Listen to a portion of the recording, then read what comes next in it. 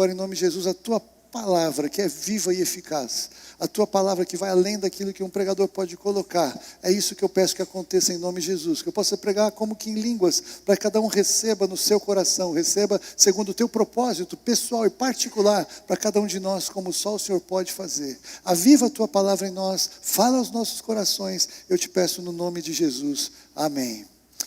Amém. Cara, você dá fazer um favor para mim? Eu estou sem retorno nenhum aqui embaixo, então eu estou falando só para a parede, assim. Se der para dar só um pouquinho aqui embaixo para mim, me ajuda muito. Amém? Glória a Deus. Acho que agora chegou. Obrigado. Glória a Deus. Deixa eu só abrir aqui.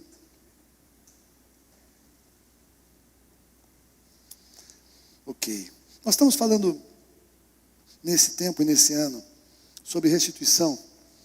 E para dar um tema, né, que é sempre necessário para colocar, eu chamei essa palavra de destituídos da glória e restituídos em glória, porque isso diz respeito a tudo que aconteceu na origem da história da humanidade e o que vai acontecer no fim da história da igreja e depois no fim da história da humanidade. Então a palavra de Deus nos diz que Deus criou o homem à sua imagem e semelhança no jardim do Éden. Todas as coisas começaram em Deus e o homem então ele tinha a sua expressão física, se é que eu posso dizer que era assim no Éden, Adão e Eva, revestidos de glória, cheios da glória de Deus, porque foram criados à imagem e semelhança de Deus.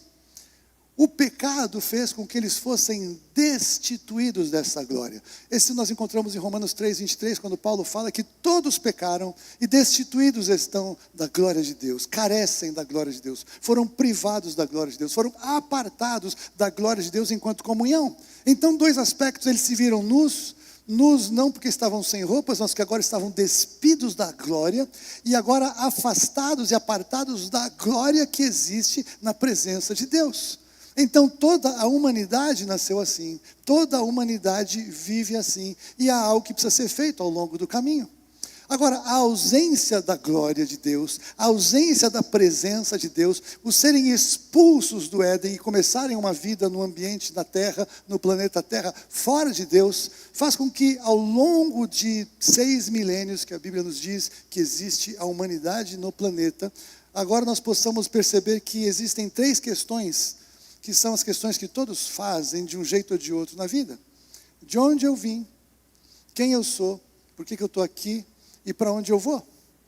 De onde eu vim, quem eu sou, por que eu estou aqui, para onde eu vou, são perguntas que emergem pela ausência de um significado real para a vida, por não focarem na origem e não focarem na revelação. Porque o crente em Jesus Cristo, ele agora sabe de onde ele veio, ele sabe quem ele é e ele sabe para onde ele vai. Mas a humanidade não tem como responder essas perguntas sem Deus. Porque qualquer resposta que a humanidade tente dar para essas questões, suas questões mais existenciais, serão baseadas no ensino de outras pessoas da humanidade que viveram antes. Seres humanos tentando explicar para seres humanos coisas eternas. Impossível. Ou possível se for algo totalmente sem sentido real algum. Porque dizer que o nada gerou tudo, que não havia nada e explodiu e agora existimos nós aqui, é uma coisa tão ridícula que se alguém parar para pensar com sinceridade, não tem condição de abraçar isso como uma resposta. Porque foi a única vez que o nada gerou tudo. Porque ao longo da nossa vida, o que nós vemos acontecer é sequência de coisas que sempre existiram, continuando se modificando e se mantendo e se multiplicando. Então essas 3 perguntas, elas têm resposta na Bíblia. E eu quero justamente focar nestas respostas na Bíblia, para que você possa formar uma opinião baseada no que Deus diz. Deus é o autor da vida, Deus é o Senhor do universo, Ele é o eterno, Ele é o Criador, Ele sempre foi, é e será, aquele que era, que é e que há de vir. Ele inspirou a palavra de Deus e as respostas do Senhor trazem entendimento para quem quer abrir a sua mente, não para uma resposta religiosa, mas para uma resposta verdadeira da criação. A verdade está em Deus, o Todo-Poderoso, o Autossuficiente Deus. Então, a primeira questão é, de onde viemos? Eu já respondi um pouco no começo, nessa abertura.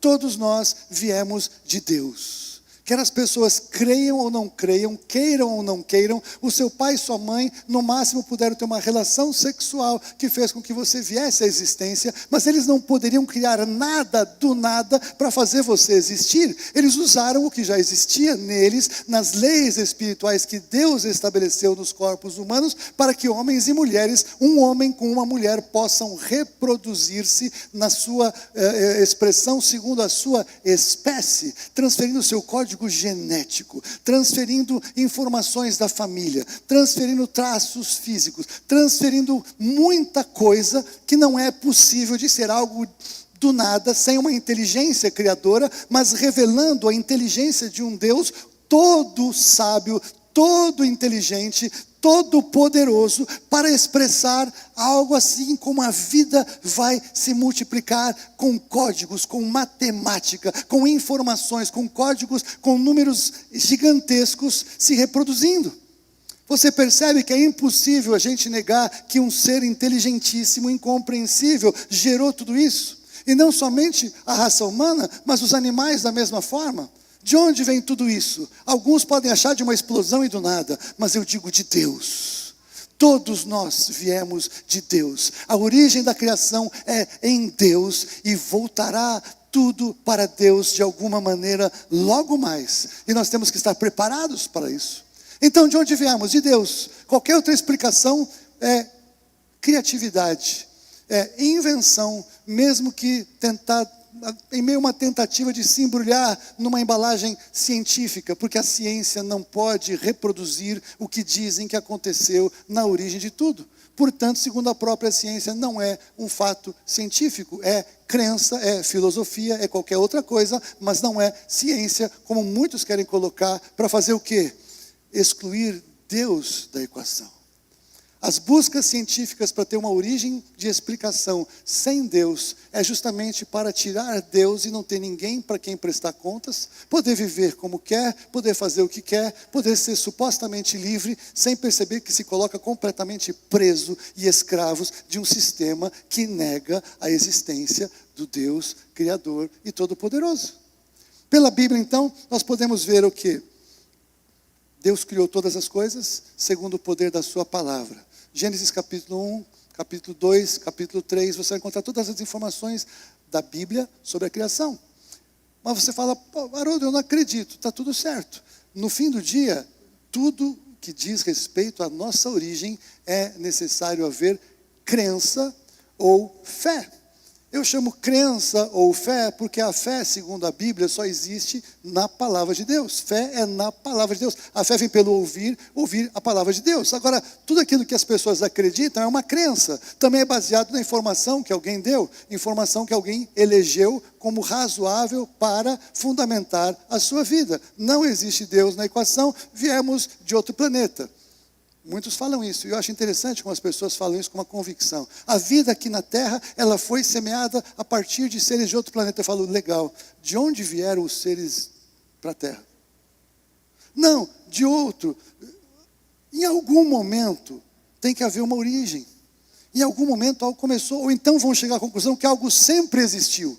E aí estão perto da resposta. Não é algo sempre existiu, Deus sempre existiu. Alguns chegam a crer que o universo sempre existiu e aí explodiu alguma coisa aqui dentro. Gente, por favor, usem os neurônios, né? A pessoa pode decidir rejeitar crer em Deus, mas ela não pode negar a existência de Deus porque ela o rejeita. Então, de onde viemos? Viemos de Deus. Quem somos? Essa é a grande questão de seres humanos que então querem se afastar da imagem de Deus, querem se afastar da revelação do Deus Criador, o Todo-Poderoso, querem criar um caminho para si próprios, buscando preencher vazio, buscando preencher crises existenciais, buscando alcançar um significado para a vida, porque se não há nenhuma causa razoável na origem, o que eu estou fazendo aqui de verdade? Então o propósito de Deus para cada um de nós, que é dado para quem se relaciona com Ele, se perde na vida das pessoas que o rejeitam como causa original. E nesse caso, a vida não tem o menor sentido. É por isso que as pessoas que realmente pensam filosoficamente na vida, encontram vazio, encontram angústia, encontram peso, encontram opressão. Por quê? Porque na verdade nada vai fazer significado sem uma causa original. E a Bíblia, ela estabelece então o quê? Dois grupos, eu posso dizer assim, de pessoas que decidem ter as suas respostas sobre quem eu sou, o que eu estou fazendo aqui. E na verdade, nós podemos pensar então em dois aspectos. Eu vou separar nos que cremos em Deus e nos que não creem em Deus, segundo a Bíblia. Segundo a Bíblia, algum dia da sua existência, alguém vai ouvir falar de Deus, ou vai pensar em Deus, ou vai meditar acerca de Deus, porque Deus ele tem um jeito de se revelar na vida de todos. Então a própria criação revela quem Deus é. Eu amei aquela canção, foi a canção ou foi um texto? Foi o texto de Paulo falando para aquele cara, aquele centurião, que tem um momento em que Deus ele decide destruir todas as barreiras e resistências da vida humana e revelar amor. Todos, em algum momento da vida, tiveram essa oportunidade, porque Deus ele se revela através das formas mais incríveis possíveis, para que alguém abra o coração para querer ouvir uma pregação da palavra. Mas abrir o coração para a existência de Deus, Deus busca todos. Ele é um Deus que se inclina para buscar o pecador perdido. Ele é um Deus que providenciou a salvação do pecador perdido. Ele é um Deus que cuida do pecador perdido, porque o sol e a chuva vêm para o ímpio e para o justo. Eu já falei a regeneração que o corpo pode oferecer para quem quer que seja, quando sofre cortes ou algumas doenças e coisas assim, o próprio corpo se manifesta promovendo saúde e cura. Essa é uma graça de Deus, isso para quem abomina e zomba e diz que ele não existe. Deus faz muitas coisas ao longo da vida, na vida das pessoas. E quem decide um dia falar, quem é esse Criador? Aí o Senhor Deus, ele tem o direito de colocar um pregador para falar. E alguém vai encontrar esta pessoa que está buscando a Deus, porque ele diz, buscar-me-eis e me achareis, quando me buscares de todo o coração. E Deus então, ele se revela na vida das pessoas que decidem entender e pensar por si mesmo que alguém tem que ter criado tudo isso. Por mais que eu não entenda, por mais que seja uma coisa estranha, eu queria conversar com quem fez tudo isso. E quando a pessoa faz esta abertura de coração, o Senhor Deus, o Todo-Poderoso, o que conhece todas as pessoas, o Onisciente, aquele que sabe quem você é, sabe onde você nasceu, sabe como era a sua vida, conheceu você no ventre da sua mãe, este Deus, ele se revela para revelar o quê? Não uma religião, mas para revelar o amor dele. E quando ele revela o amor dele, o evangelho é pregado, nós então que cremos em Cristo, nós nascemos de novo. E a Bíblia fala 4 coisas muito preciosas sobre aquele que é nascido de novo. Então, eu quero falar sobre aquele que então encontrou significado na sua vida em Cristo, porque agora nós temos até que de uma certa forma rever o que nós cremos, porque vemos dias em que agora ser nascido de novo em Jesus Cristo parece que não é suficiente, porque agora o evangelho está sendo amplificado, atualizado, corrigido e ajustado para tentarmos fazer ser mais do que o tudo que nós já somos em Cristo, como se precisássemos de coisas complementares nesta vida, para ter prazer e para ter alegria da salvação, segurança da vida eterna, identidade de quem nós somos, para sermos mais parecidos com as pessoas do mundo. E agora parece que a baliza de sucesso para um crente é a baliza de sucesso da pessoa do mundo, o que é uma loucura. Porque nós não precisamos de nada que há no mundo de fato. Nós precisamos daquilo que está em Deus para nós. E quem nós somos em Deus é que revela a nossa identidade, é que revela quem nós somos ou quem nós nos tornamos em Jesus Cristo e para a glória dele. Então a Bíblia chama João, eu peguei 4 textos do Evangelho de 1 João para refletir com vocês, 4 aspectos de o que significa, ou qual é uma manifestação ou expressão de alguém que é nascido de Deus. Isso é tremendo porque Deus fala isso. Nós somos criados no Éden como criação, mas agora em Cristo nós somos feitos filhos de Deus.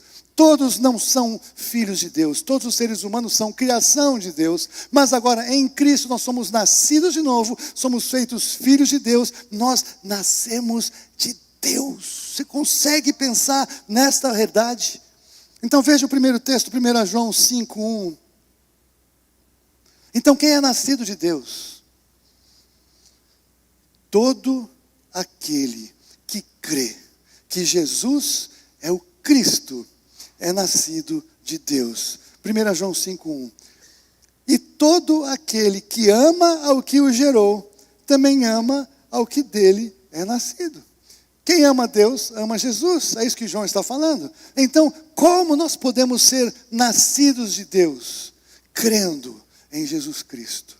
Jesus Cristo é a porta de acesso ao significado real da vida, que é ser nascido de Deus.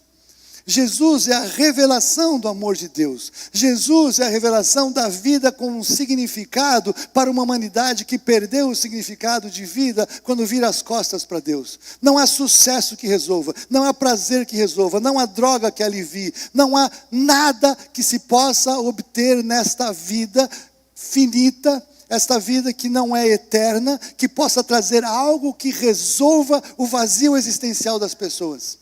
Nada faz sentido. Salomão fala isso no fim da sua vida, Eclesiastes, ele fala de vaidade de vaidades, tudo é vaidade, nada faz sentido, tudo passa, tudo está acabando, tudo é como um vapor, a vida voa e nós não encontramos real significado aqui, se não for aqui encontrar acesso à vida eterna em Deus. Então, o que nós vemos aqui é João falando que todo aquele que crê que Jesus é o Cristo é nascido de Deus. A única maneira de ser nascido de Deus é através de Jesus Cristo. Não há outro nome, não há salvação em nenhum outro nome, não há outra maneira de agradar a Deus. Segundo ponto, um pouquinho mais, volta um pouquinho aí, 1 João, no capítulo 4, versículo 7.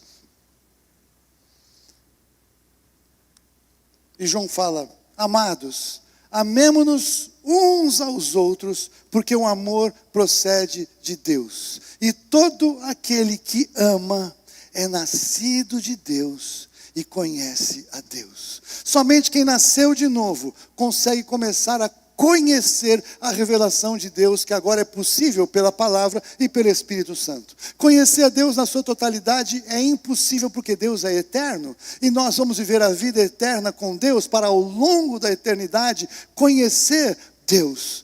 Mas há uma revelação de Deus, há um início, há algo possível de conhecer de Deus pela palavra e pelo Espírito, que só é possível para quem nasce de novo. Por isso, quem não experimenta Jesus Cristo, quem se torna religioso, evangélico, começa a frequentar igrejas para falar de dinheiro, para falar de sucesso, para falar de um monte de outras coisas, não resolve o seu vazio existencial, porque sem a revelação de Jesus Cristo, nada faz sentido, mesmo dentro de uma igreja evangélica.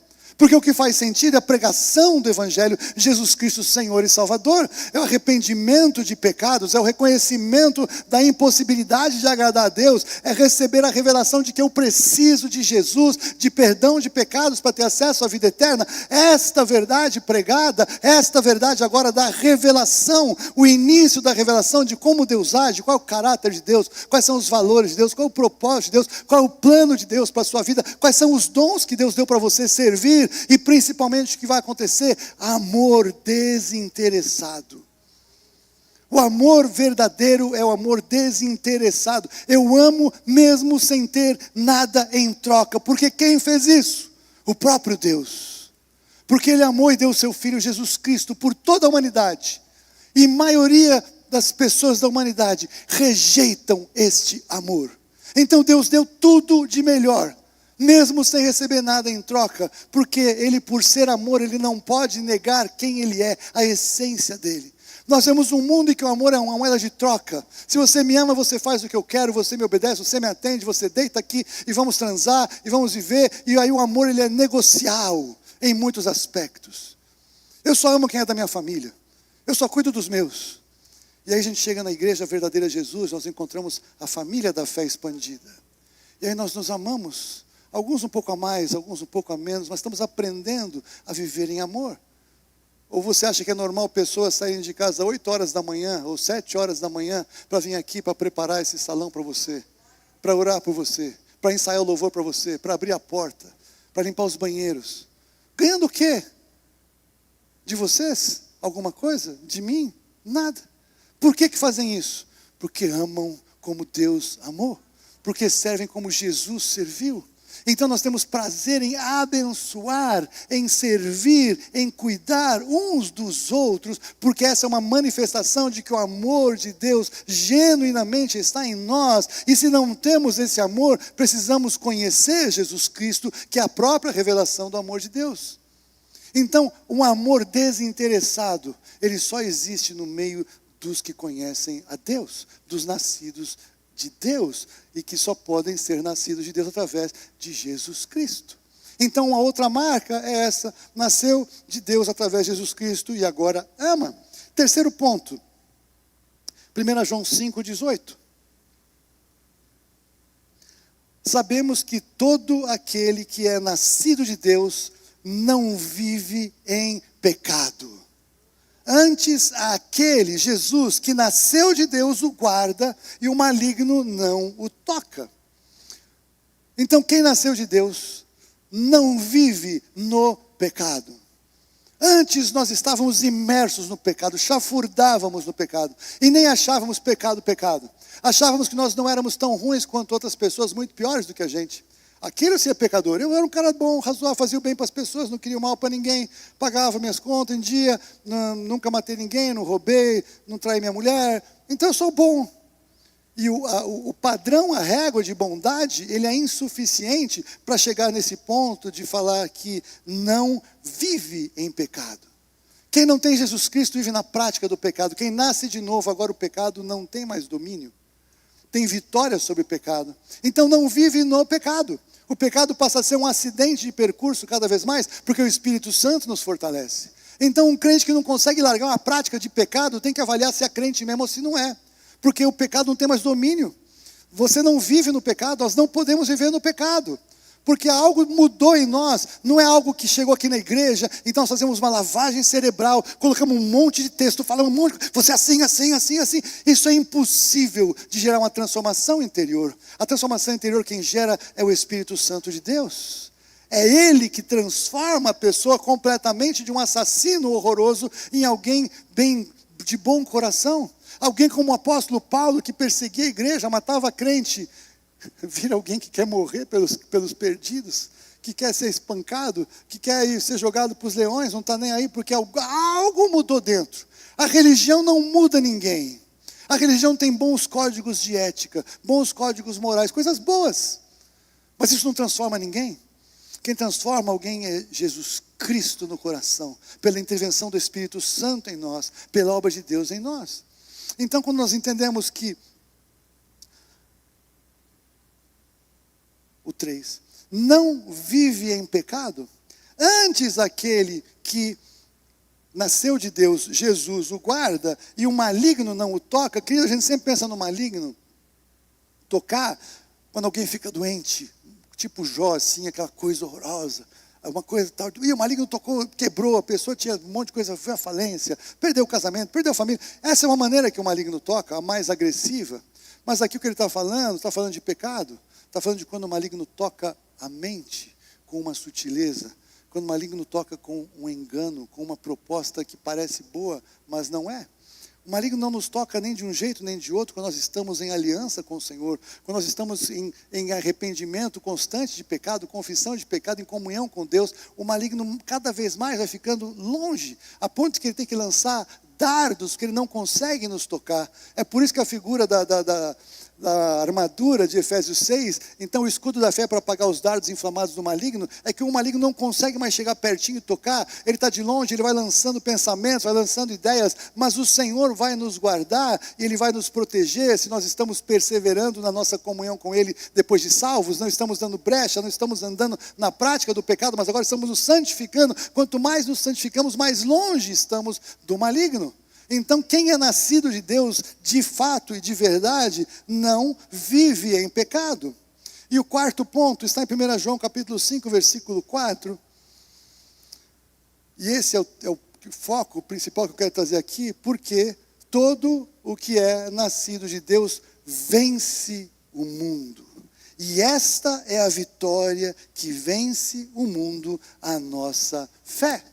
E não apenas a nossa fé vence o mundo, ou não apenas essa é a revelação de quem nós somos nascidos de novo em Cristo, mas o que aqui é importante é que aí, agora, nós começamos a entender a nossa identidade.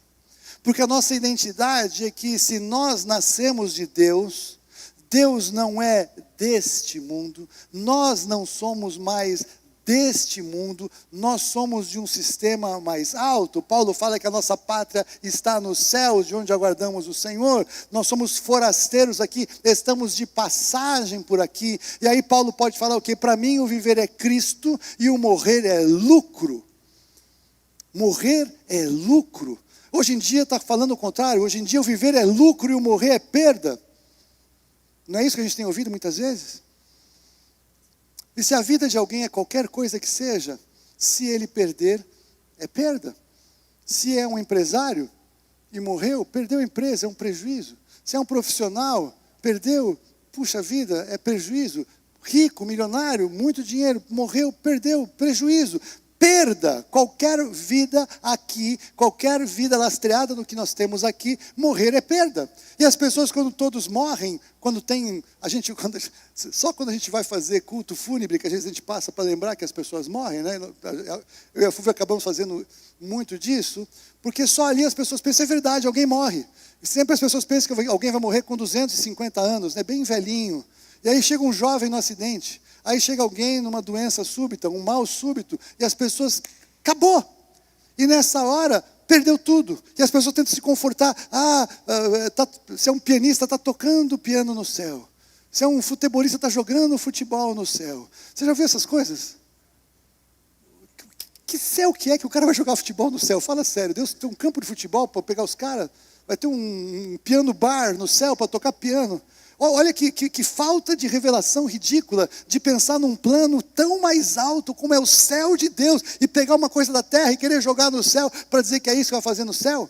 Você percebe que é uma tentativa de administrar a mente para tentar, a partir de algo que conhece, resolver algo que desconhece e tentar aplacar a sua frustração, a sua angústia, a sua desesperança ou o seu desespero com algo conhecido.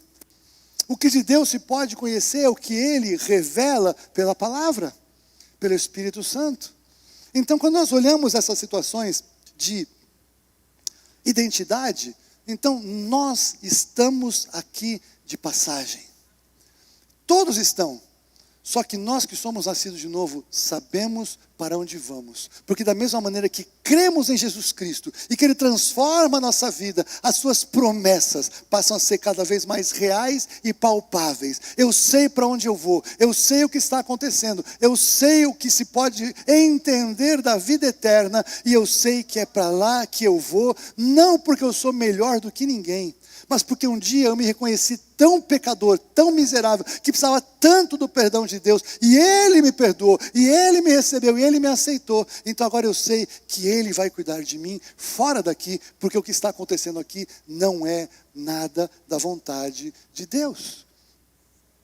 Muitos falam, mas por que o mundo está assim? Cadê Deus que deixa essas coisas acontecerem?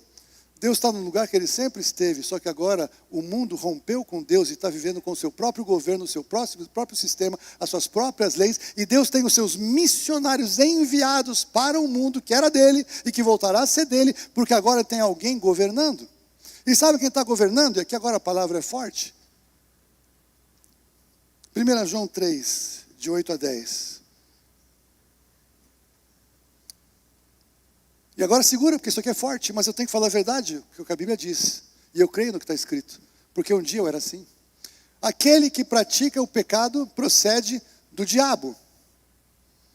Porque o diabo vive pecando desde o princípio. Para isso se manifestou o Filho de Deus, para destruir as obras do diabo. Todo aquele que é nascido de Deus não vive na prática de pecado, pois o que permanece nele é a divina semente de Jesus Cristo. Ora, esse não pode viver pecando porque é nascido de Deus. 10. Nisso são manifestos os filhos de Deus e os filhos do diabo. Todo aquele que não pratica a justiça não procede de Deus, nem aquele que não ama a seu irmão. A Bíblia, ela fala coisas duras e fortes para confrontar as pessoas. Eu não estou aqui para chamar ninguém de filho do diabo, mas eu estou aqui para dizer que quem não é filho de Deus é filho do diabo, porque a Bíblia diz. Então a identidade vai ser construída de acordo com os valores que o diabo implementou no mundo atual. A Bíblia fala que o Deus deste século, quem é o Deus desse século? Não é o Senhor Deus o Todo-Poderoso, porque Ele é o Senhor, o Deus eterno. O Deus deste tempo circunstancial é o diabo. Ele tem autoridade para agir aqui, que foi dado para ele no Éden. Ele engana as pessoas, ele aprisiona as pessoas, ele confunde as pessoas, ele impede as pessoas de receberem o amor de Deus em Jesus Cristo, porque ele não tem mais esperança e ele quer levar todos os que ele puder junto com ele para o inferno. Essa é a verdade. O inferno é real. Jesus falou mais sobre o inferno do que sobre o céu. Aaron, você está querendo me colocar medo? Não, eu estou querendo colocar para você a verdade que deve te causar medo, porque você tem que pensar muito sério sobre o que acontece depois da vida. Agora, na sua vida aqui, você precisa então entender que a sua identidade hoje, você pode ser quem você é hoje. Aliás, estou dizendo que você pode ser quase o que você quiser ser, o que tem alguns limites, mas o fato é que nada disso traz significado real para a vida, porque nunca é suficiente. Ter um carro último tipo é melhor ter um mais atualizado. Se eu tenho um, posso ter dois. Se eu tenho uma casa, eu quero uma casa de praia, eu quero uma casa de campo. Se eu ganho 10, eu quero ganhar 20, eu quero ganhar 25, eu quero ganhar 30, se eu posso. Nada satisfaz, nunca nada estará bom, porque nunca nada será suficiente para trazer significado. Só Jesus Cristo pode trazer. Então, de onde viemos? Viemos de Deus. E a partir dali tomamos decisões. Quem somos hoje? Ou somos filhos de Deus, ou não somos filhos de Deus. Ou estamos andando com Ele, ou não estamos andando com Ele. E isso não significa necessariamente ser evangélico. Eu estou falando de ser nascido de Deus. Nascido de Deus é o que faz a diferença. E aí, para onde vamos? Para onde vamos? 1 João 3,2. Amados, agora somos filhos de Deus, e ainda não se manifestou o que havemos de ser. Sabemos que quando Ele se manifestar, seremos semelhantes a Ele, porque haveremos de vê-lo tal como Ele é. Isso aqui é tremendo, porque o que isso aqui aponta? Aponta para o arrebatamento. Você sabe que eu amo isso. Eu amo a escatologia. Falta muito pouco tempo, o mundo está mudando assim assustadoramente nesse ano. O fato é que aquela glória que havia antes no corpo humano, no corpo de carne, de algum tipo de carne que fosse no Éden, aquele corpo, aquela glória, aquela apresentação, quando nós estivermos diante do Senhor Jesus, nós seremos restituídos àquela apresentação que nós tínhamos. Por quê? Porque os mortos em Cristo vão ressuscitar primeiro. O que é mortal se reveste da imortalidade, o que é corruptível se reveste da incorruptibilidade. Tragada será a morte pela vitória de Jesus Cristo. Onde está a morte, a tua vitória? Onde está a morte, o teu aguilhão? Então a transformação do corpo físico ao corpo eterno é nos fazer novamente semelhantes a Ele, porque haveremos de vê-lo tal como Ele é, e somente com um corpo diferente do que nós temos, nós poderemos estar diante de Deus para vê-lo tal como Ele é. Senão é insuportável para o corpo humano a glória de Deus. Nós cantamos muitas coisas, Senhor, revela a sua glória. Nós estamos cantando, é muito uma figura de linguagem, é muito uma licença poética. Se Ele vier com a glória dEle mesmo, morre todo mundo. Nós não suportaríamos a glória de Deus efetivamente manifesta neste corpo físico. Então nós seremos transformados à imagem dEle, seremos semelhantes a Ele, porque haveremos de vê-lo tal como Ele é. E ainda, 1 Coríntios 15, 42, que fala exatamente na sequência do que eu falei para vocês. Pois assim também é a ressurreição dos mortos, 1 Coríntios 15, 42. Semeia-se o corpo na corrupção, ressuscita-se na incorrupção. Semeia-se em desonra, ressuscita-se em glória. Nós vamos ter o corpo transformado. Os que morreram em Cristo vão ressuscitar primeiro. Já tem uma família inteira lá, nossa família, tem um monte de gente lá, precipitado um pouco mais. Vão ressuscitar. E nós vamos encontrar com eles, que nós seremos arrebatados em nome de Jesus, seremos transformados e vamos encontrar com eles em nome de Jesus. Mas então semeia-se em desonra. Por quê? Porque esse corpo é um corpo desonrado daquele propósito original de Deus. E algumas pessoas conseguem desonrar ao longo da vida o corpo de uma maneira inacreditável, cada vez pior, cada vez mais acabando com a sua própria imagem que sobrou da imagem de Deus original.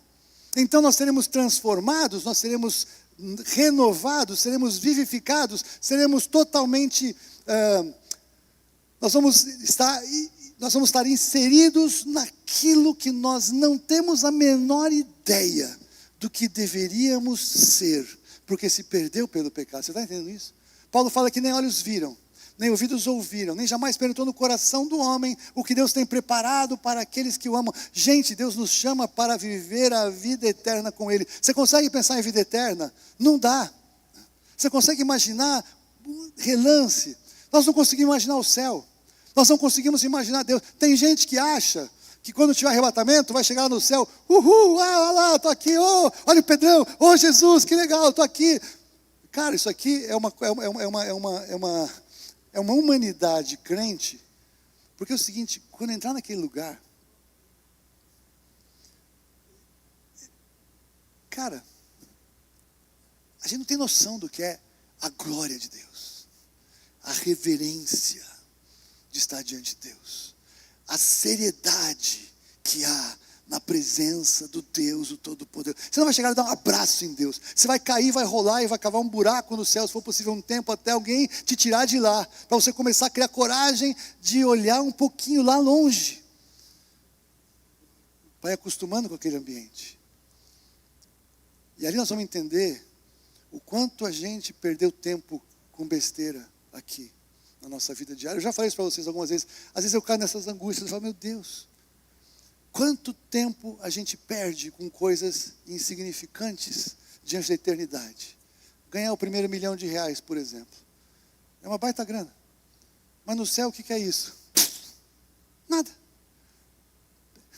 Essa é boa. Um pastor, ele contou essa piada. Ela é uma piada que ela faz um sentido escatológico interessante. Um cara muito rico, muito crente. O que eu estou falando não é bíblico, tá? É uma piada. O cara muito crente, muito rico, falou, Deus, eu queria muito levar a minha riqueza para o céu. O Senhor me deu tudo que eu tenho, eu posso levar para o céu? Cara, isso é um absurdo. Não, deixa, tá bom, pode levar.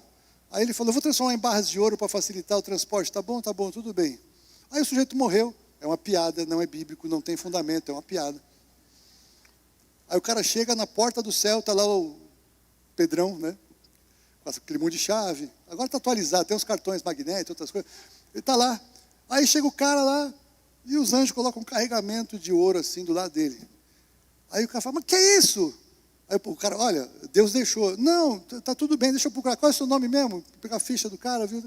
Não, é verdade, o senhor pode entrar. Tudo bem, pode trazer tudo, mas eu nunca vi nada parecido. Foi o quê? Alguém trazer riqueza para cá? Não, alguém trazer piso para o céu. Porque no céu as ruas são de ouro. Então a maior riqueza lá é piso, pavimento, asfalto.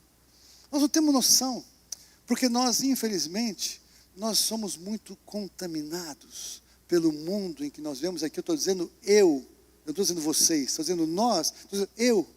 A gente perde muito tempo com muita coisa que não vale nada, porque nós somos confundidos em achar que nós precisamos ser aceitos por pessoas, nós precisamos ter uma identidade adequada ao mundo que nós vivemos, e quando nós fazemos isso, nós saímos do lugar da nossa identidade em Deus, e queremos achar que alguém do mundo caído vai nos dizer o que é ser bem-sucedido, o que é viver bem, o que é bom para essa vida, e como eu devo viver.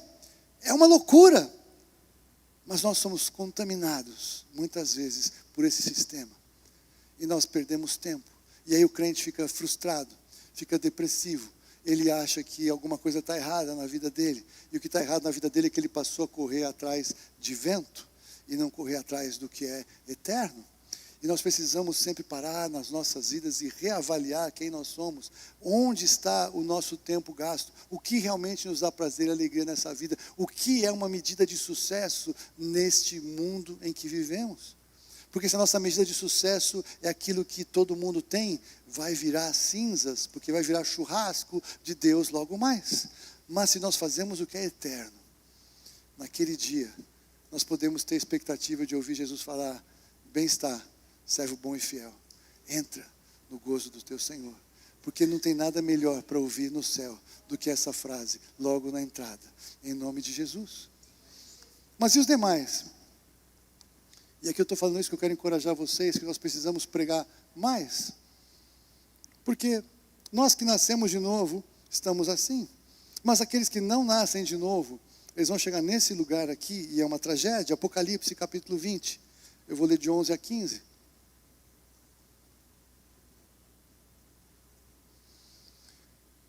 Vi um grande trono branco, e aquele que nele se assenta, de cuja presença fugiram a terra e o céu, e não se achou lugar para eles. Vi também os mortos, os grandes e os pequenos. Veja, existem pessoas que têm uma estatura maior do que outras pelo que fizeram aqui. Tem pessoas famosas, importantes, influencers, governantes, reis. E tem pessoas simples, talvez pessoas que eram pessoas que só cuidavam de limpeza. Talvez, não sei qual é a parte mais baixa que a gente pode pensar dentro das carreiras profissionais. Aqui na acepção de pessoas é uma realidade. Tem pessoas que têm mais oportunidade e menos oportunidade. E veja que estão juntos agora diante deste trono. Então se abriram livros. Tudo o que nós fazemos, existem registros no céu. Tudo. Tudo. Os pecadores que não têm a Cristo principalmente. Porque os que não têm a Cristo têm o relato dos seus pecados registrados, para que no dia do juízo eles não digam que foi injusto o juízo, porque foi. Então os livros são livros dos Atos, mas ainda outro livro, o livro da vida foi aberto. Então o livro da vida é: quem está em Cristo tem o nome no livro da vida. Quem não tem o nome no livro da vida vai ser julgado pelas suas obras. E os mortos foram julgados segundo as suas obras, conforme o que se achava escrito nos livros. Deu o mar os mortos que nele estavam. A morte e o além entregaram os mortos que neles havia, e foram julgados um por um, segundo as suas obras. Esse julgamento é a maior tragédia na vida de uma pessoa. Porque não vai poder dizer para Deus que não fez, que não foi ele, que não estava. É um relato perfeito. E é o relato das obras. As boas obras podem estar num lugar, mas os pecados vão estar no outro lugar. Então a morte e o inferno foram lançados para dentro do lago de fogo. Essa é a segunda morte, o lago de fogo. O inferno que existe hoje, ele é provisório. O inferno vai para o lago de fogo. O lago de fogo é o fim da condenação definitiva de Satanás, dos seus anjos e todos os seres espirituais que se rebelaram a Deus. O lago de fogo. E se alguém não foi achado inscrito no livro da vida, esse foi lançado para dentro do lago de fogo. Por que tem esse lugar, Haroldo? Tudo de bom que a gente consegue imaginar ou não imaginar está em Deus. Tudo de bom. Paz, tranquilidade, saúde, vida, prazer, alegria, saciedade. Tudo que você possa imaginar de bom está em Deus. O diabo, ele é o opositor às coisas de Deus. Então nele não há nada de Deus. E Deus o encaminhou para o lugar então onde não tem nada de Deus, ou a ausência absoluta de Deus. Então o lugar mais horroroso que pode existir é o lugar com a ausência completa daquilo que é de Deus. Por que o inferno é um lugar horroroso? Porque é um lugar para as pessoas que não querem Deus, que se rebelaram contra Deus, que rejeitam Deus, que jamais gostariam de estar na presença dEle, nunca se interessaram por Ele. E por que acham que depois que morrerem serão levados para a presença dEle? Baseado no quê? De ser bonzinho? De não ter feito tanta coisa ruim? E o inferno é uma coisa séria. É pouco pregado hoje nas igrejas a realidade, a verdade do inferno. Porque suavizado o inferno, as pessoas podem achar que eu não vou para o céu, mas vou para um lugar razoável, está tudo bem. Tem gente que acha que no inferno vai ter um sambinha, vai ter uma mulherada, vai ter cachaça, e vai curtir o inferno. Os amigos estão no inferno curtindo. O absurdo disso, por quê? Porque o maligno tem tocado a mente dessas pessoas e confundido a mente dessas pessoas para achar que o inferno não é um lugar tão ruim assim, e que ruim é o céu, porque estar com Deus é uma coisa chata pra caramba. Você já ouviu pessoas falarem isso? Meus queridos, por outro lado, nós estamos do lado de cá, e há uma baita oportunidade para a gente. Então, de onde viemos? Viemos todos de Deus. Ao longo da nossa trajetória, da nossa caminhada, nós agora, enquanto estamos aqui, nós temos que decidir quem nós somos. E o que nós somos é decidir se nós somos de Deus ou se não somos de Deus. E para onde vamos é uma consequência do que nós decidimos aqui. Porque se somos de Deus, nos tornamos de Deus, somos nascidos de Deus, nós vamos estar com Deus para sempre. Se nós rejeitamos o que Deus nos oferece, não queremos Deus, então nós não. As pessoas que não querem Deus, que rejeitam Deus, essas pessoas elas vão seguir esse destino daqueles que não querem Deus, e o lugar é horroroso, serão julgados pelas suas obras. Se eu fosse julgado pelas minhas obras, eu já estava no inferno ontem.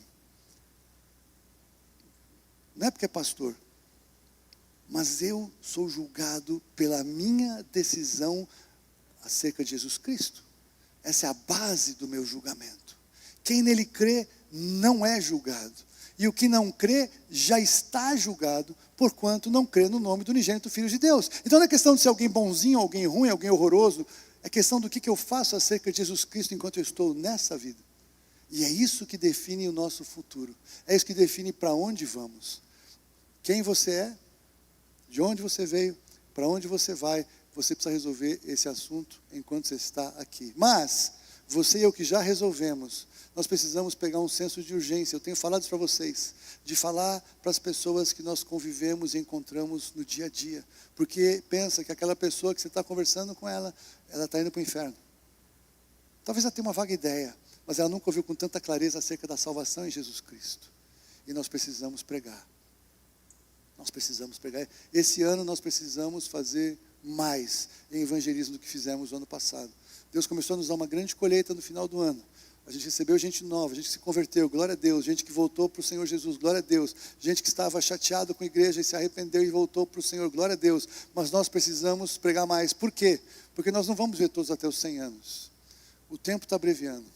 Eu vou fazer umas 2 de escatologia em fevereiro, porque as coisas estão ficando tão rápidas que quem estudou comigo lá atrás, eu preciso atualizar algumas coisas. Está demais. Está demais, o tempo está abreviando, nós precisamos estar ligados, tem muita coisa acontecendo, e tem coisa que eu não falo aqui, porque se eu falar aqui, hoje já é problema. Hoje já é problema para muito pastor pregar algumas coisas de púlpito na internet, ou em lugares públicos, dependendo do que for. Porque cada vez mais um sistema que é anticristo está se levantando. Então coisas que são da Bíblia e que são de Cristo não podem mais ser pregadas da mesma forma que antes, porque o politicamente correto, a maneira do mundo mudar, a maneira de todos se sentirem bem, felizes e acolhidos, agora exclui quem prega alguma coisa diferente e contrária. E isso vai aumentar. O que nós vimos aqui no começo, você que estava no comecinho do louvor, o vídeo que o Willy trouxe, tremendo, dos crentes que a igreja de Jesus começou morta no Coliseu, queimada nos palácios de Nero. Assim começou a igreja. E hoje a gente tem crente tão Nutella, que se alguém for cancelar no Instagram, não, tudo bem, não se preocupa, eu tiro o versículo que eu coloquei no meu stories. E acha que está sendo perseguido pelo Evangelho. Querida, nós não temos ideia do que é ser perseguido pelo Evangelho. O brasileiro não tem noção do que é. Eu coloquei no meu stories que eu sigo algumas páginas de agências missionárias do que acontece no mundo todo. Na Nigéria, no Natal, entraram numa igreja, mataram todo mundo, queimaram todo mundo que era crente, ninguém falou nada, não saiu uma notinha disso. Você sabia disso? Teve uma garotinha, ela estava, uma jovem, ela estava na faculdade lá, na Universidade dos Estados Unidos, ou talvez no ensino médio, e ela no recreio, lá no intervalo, ela foi ler a Bíblia, ela foi advertida a fechar a Bíblia, que aquilo ofendia as outras pessoas.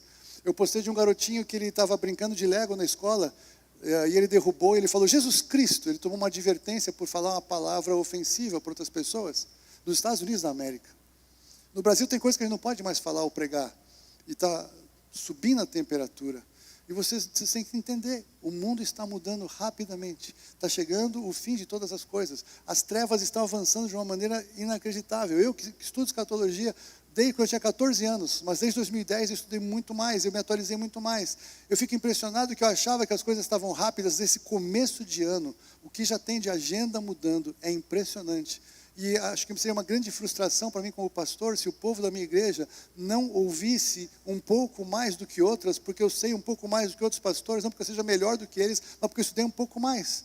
E às vezes eu fico até constrangido de falar aqui, porque eu não quero assustar ninguém. Mas não é que eu quero assustar alguém ou não assustar alguém. Se eu não falar a verdade, que ela é uma verdade que está ficando um pouco assustadora, é sonegação de informação, e eu não posso ter esse peso sobre mim, para naquele dia diante de Deus, ele falar que alguém daqui ficou porque eu não falei com clareza sobre os últimos dias. O tempo está passando. Nós precisamos entender quem nós somos. E se o que você é, você consegue colocar numa conta de banco, ou numa mala de viagem, não é o que você vai levar para a eternidade. Não é. Não é. Agora, se você levou alguém a Cristo, glória a Deus. Se você discipulou alguém, glória a Deus. Você ensinou a palavra para alguém. Se você ora por alguém. Se você serve alguém. Se você está envolvido com outras pessoas. Isso já está no céu. Não é nem que você vai precisar levar. Já há registro. Já há livros das nossas boas obras. Não para condenação, mas para recompensa, restituição. Louvado seja o nome do Senhor. Amém? Eu fiquei impactado, porque eu já estava com a palavra mais ou menos encaminhada, quando eu entendi o que o Willy tinha sentido no coração de fazer no louvor hoje.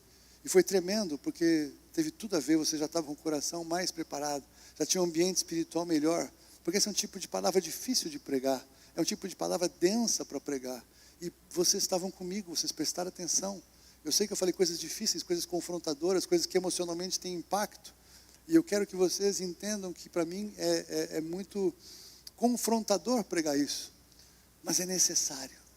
O Evangelho é de conforto, mas o Evangelho também é de confronto. Se você não falar para alguém que não tem Jesus, que ele está condenado e vai para o inferno, você está sonegando informação preciosa. Fecho com essa palavra.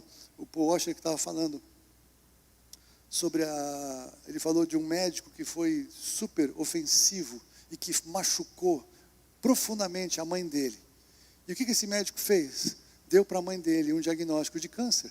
A senhora está com câncer e a senhora vai morrer.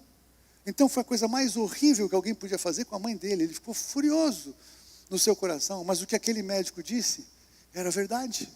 Se ele não falasse, não, a senhora está tudo bem, imagina, não tem problema nenhum, fique tranquila, a senhora vai ver muito tempo. Ela ia morrer. E não ia ter entendido o que ela deveria fazer nos últimos dias da sua vida. Aquela notícia foi horrorosa, mas ela foi verdadeira. Eu estou falando para vocês uma notícia horrorosa. Está acabando tudo isso. Já, já. O mundo está acabando. A política está mudando, a economia está mudando, a tecnologia está... Tudo está mudando. E isso é horror para quem não sabe para onde vai. É um refrigério para nós que sabemos para onde vamos. Mas isso nos deve direcionar como decidimos viver daqui para frente, como igreja de Jesus. Amém? Em nome de Jesus, vamos orar. Eu quero te convidar a você, onde você está, se você quiser, pode ficar sentado ainda um pouquinho. Se você entende que você não entendia algumas coisas acerca de Deus, acerca da eternidade, conversa com Deus. Fala, Deus, eu quero mudar minha vida, eu preciso acertar algumas coisas. Eu preciso entender melhor de onde eu vim, quem eu sou e para onde eu vou.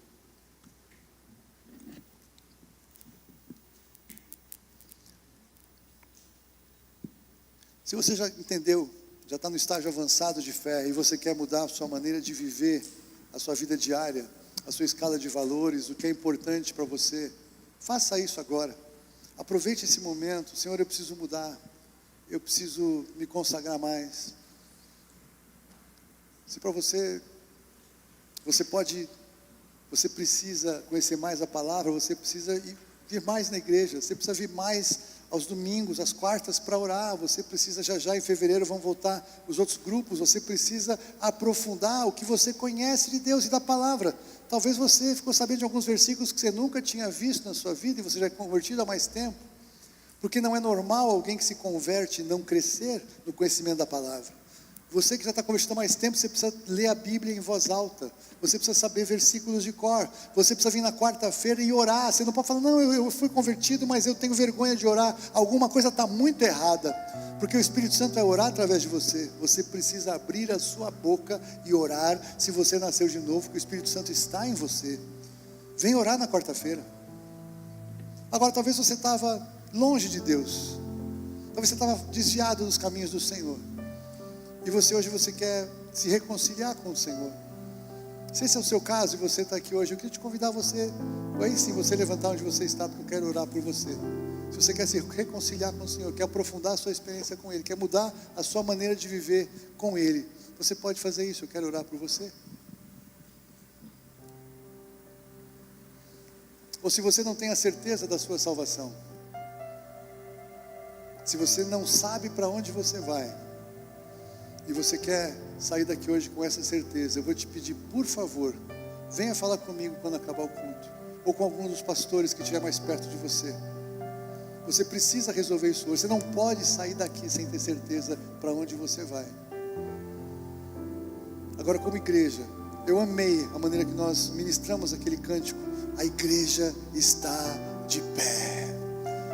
Queridos, nós podemos falar isso agora, e é bom a gente começar a falar isso agora, é bom a gente começar a afirmar as nossas posições agora, porque as coisas vão apertar para a igreja genuína de Jesus. E é bom a gente agora, enquanto a gente não está sofrendo nada de fato, a gente começar a aquecer os nossos motores espirituais, a gente começar a aquecer a nossa compreensão de que há algo forte vindo contra a igreja. A Bíblia diz, não é que o sistema do anticristo vai fazer alguma coisa e Deus não sabe. Deus já disse, nós sabemos que virá, e nós temos que estar preparados. Pai, eu te louvo pela Tua palavra, que ela é a verdade. Pai, eu te louvo pela Tua palavra, porque ela nos assegura vida eterna em Jesus Cristo. Se nós nos arrependemos dos nossos pecados, se nós reconhecemos o Teu amor e a Tua graça, e se nós entregamos a vida a Jesus Cristo como Senhor, tudo se faz novo, tudo pode mudar. Nós podemos viver novidade de vida neste lugar em que nós estamos. Eu oro, Pai, para que em nome de Jesus a Tua palavra possa agora, Senhor, marcar o coração dos meus irmãos, das minhas irmãs nesta manhã. Pai, eu sei que foi uma palavra densa, foi uma palavra pesada, Pai, mas é a verdade. É a verdade. Eu podia fazer entretenimento de crentes aqui e sair todo mundo feliz e uhul, mas não parariam para avaliar de verdade a vida com o Senhor e sem o Senhor. Nós temos tempo para celebrar, celebraremos outros domingos, celebraremos as quartas-feiras, mas hoje é um dia de reflexão, hoje é um dia de introspecção, hoje é um dia de avaliar o que fazemos de fato, o que conhecemos de fato, o que nós queremos fazer de fato nos tempos em que estão adiante de nós. Eu oro para que o Senhor abençoe meus irmãos e minhas irmãs, os meus queridos, as minhas queridas. Eu oro por uma grande revelação pelo Teu Espírito Santo, do que o Senhor tem de propósito para cada um, ó Pai, de Te servir, de fazer a diferença, de serem frutíferos, de serem abençoadores, ó Pai, de serem úteis e frutíferos ao Senhor, para aquilo que importa é para a eternidade. Mas sabemos que o Senhor vai cuidar de nós, o Senhor vai prosperar nossos negócios, o Senhor vai prosperar nossas vidas, o Senhor vai cuidar da nossa saúde, da nossa família, da nossa casa. Pai, nós temos todas as promessas da Tua palavra para vivermos bem enquanto estamos aqui, mas que nós não venhamos a ser confundidos de que estamos aqui de passagem, que somos peregrinos, que a nossa pátria está nos céus, de onde aguardamos o Senhor, o Salvador Jesus Cristo, para aquele dia, como nós cantamos, glorioso dia, aquele dia maravilhoso, em que tudo começará a fazer sentido de uma maneira que nós nunca imaginamos e pela eternidade. O dia que veremos o Senhor face a face, seremos semelhantes ao Senhor, porque havemos de vê-lo tal como o Senhor é. E a partir daquele dia, daquele momento, a eternidade se abrirá diante dos nossos olhos, a Tua glória, Pai, a Tua glória, aquele lugar, aquele ambiente, os seres viventes, os anjos, ó Pai, aquela adoração que nós não entendemos, aquelas cores que não existem na terra, aqueles sons muito maiores do que a escala musical que nós temos, aqueles corais celestiais incompreensíveis aos ouvidos humanos. Pai, aquele amor transbordante daquele local, que nós não conseguiremos entender, não conseguiremos ficar de pé, não conseguiremos, ó Pai, reagir naquele momento em que começa a realidade da Tua obra para nós, a realidade do que Jesus fez por nós, por entender que não havia esperança, e fez tudo o que fez por nós, suportando a cruz, pela alegria proposta a se manifestar definitivamente naquele dia. Pai, dá-nos insights do céu, quando puder, quando for da Tua vontade. Que nas nossas reuniões possamos ter momentos de adoração tão tremendos como já tivemos. Que nós nos sentiremos no céu, de passagem ainda, porque não é hora. Fortalece, meus irmãos. Fortalece-nos com poder para pregar o Evangelho. O Senhor nos deu poder para pregar, poder para testemunhar, poder para falar para os nossos familiares, para aqueles que estão perto da gente, Pai. Ajuda-nos a sermos mais ousados na pregação para a Tua glória, em nome de Jesus. Dá-nos mais poder para pregar para a Tua glória.